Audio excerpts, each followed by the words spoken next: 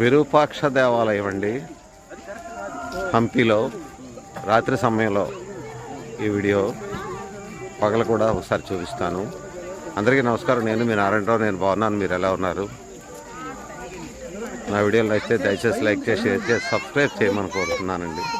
మా మిత్రులతో హంపీ వచ్చాం. హంపీలో విరూపాక్ష దేవాలయం.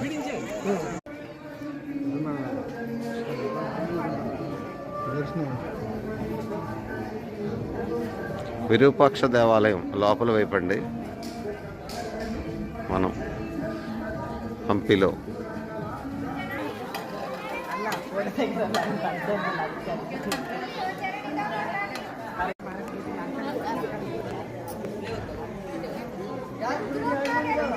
విరూపాక్ష దేవాలయంలో